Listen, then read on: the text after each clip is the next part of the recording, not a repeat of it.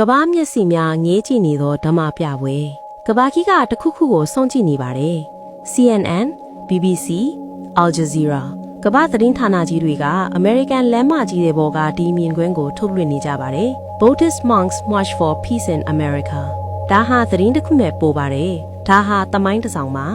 20ရာစုမှာ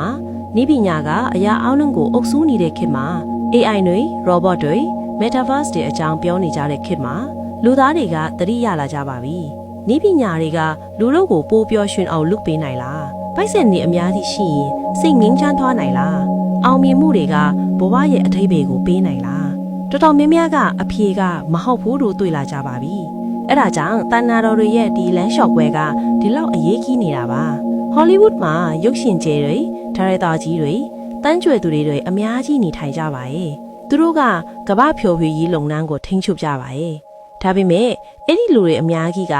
စိတ်ပညာရှင်တွေစီတောနေရပါတယ် meditation တက်ချင်နေကြပါတယ်ဗုဒ္ဓဘာသာသင်ခန်းစာတွေကိုလေ့လာချင်နေကြပါတယ်ဘာကြောင့်လဲ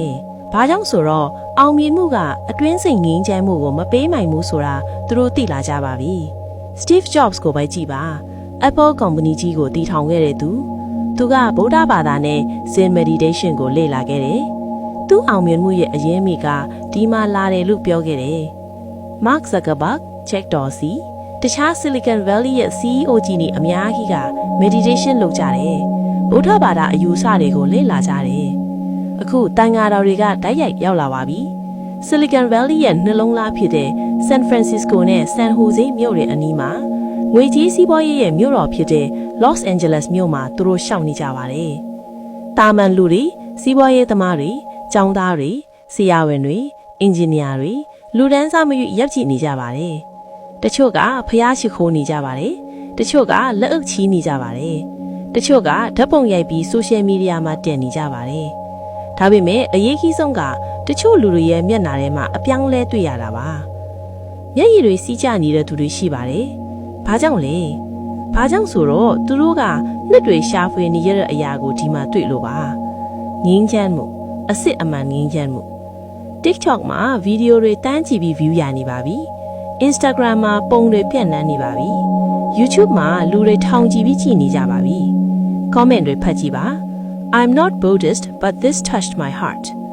အရှိတိုင်းရဲ့ဉာဏ်ပညာကအနောက်တိုင်းကိုလွှမ်းမိုးလာနေပါပြီ။ဒါဟာစစ်သွင်းမှုမဟုတ်ပါဘူး။ဒါဟာအတင်းအသပြောင်းလဲစေမှုမဟုတ်ပါဘူး။ဒါဟာနှလုံးသားကနေနှလုံးသားကိုထိတွေ့မှုပါ။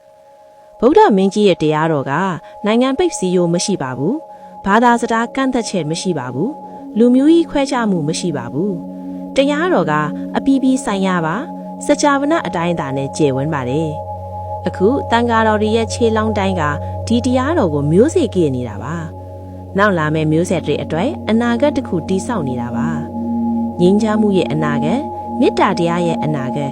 ဓမ္မတရားရဲ့အနာဂတ်ကဘာကြီးကစောင့်ကြည့်နေပါတယ်ကဘာကြီးကလေ့လာနေပါတယ်တာဒု